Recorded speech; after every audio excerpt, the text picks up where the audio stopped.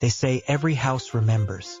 The walls, the floors, even the air, it holds onto the screams that once filled it.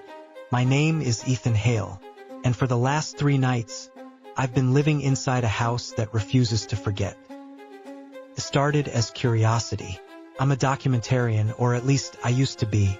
A few months ago, I found an article about a forgotten property deep in the woods. A house built in 1874, owned by the Merrow family. The story said the house was cursed, that it drove its owners mad, that no one who stayed more than 3 nights ever left the same.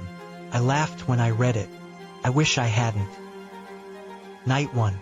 The house smells like burnt wood and iron, like it's still bleeding from the past.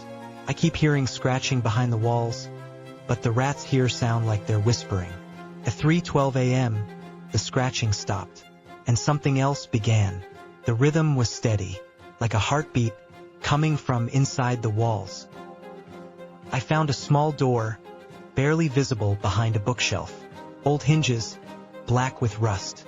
When I pulled it open, a wave of cold air hit me, and on the wall inside, there were words, carved, deep and jagged, like nails had done it. "Do not remember me," that's what it said, over and over again. That was the first night I stopped sleeping. On the second night, the air turned heavy. It's strange. The silence in that house feels alive. Every creak sounds intentional.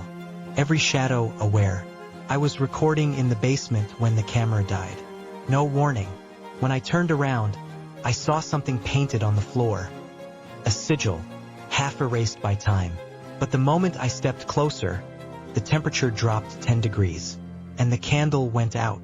That's when I felt it. The presence. Not just in the room, but behind my eyes.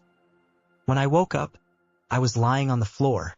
3 hours had passed, and on the wall beside me, a new line had been carved. "Welcome back." By the third night, I stopped trying to explain it. The house wasn't haunted. It was alive, feeding off guilt, a memory, and fear. I found an old journal upstairs. The handwriting was erratic, desperate. One sentence was repeated through every page. "The house remembers what you've done." At first, I thought it was symbolic, until the house began to show me things. It showed me that night, the accident, the reason I moved away, the reason I forgot. I thought I could bury my sins, but the house, it dug them up. There was something under the floor, a box, old, wooden, sealed with wax. I broke it open, thinking it was nothing. Inside, there was a heart, black, still beating, and then I heard her voice. "Ethan, you left me there." My sister's voice. She died 15 years ago in that crash. But the voice wasn't coming from my head. It was coming from the walls. The house wasn't cursed because of what happened to the Merrows. It was cursed because of me, because it remembered what I tried to forget. Every step I take, every breath I steal, it feeds, not on blood, but on guilt. And now it doesn't just remember, it reminds. The floorboards are moving. There's something under them. It's whispering my name.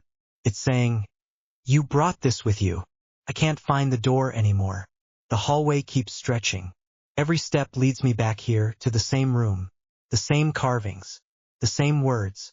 "Do not remember me." They're not ghosts. They're memories. Mine. The house feeds on them, shapes them, gives them form. And when they touch you, you forget. Piece by piece until you're hollow. Until you're just another part of the house. If anyone finds this recording, don't come here. Don't remember me. The house doesn't want to be forgotten.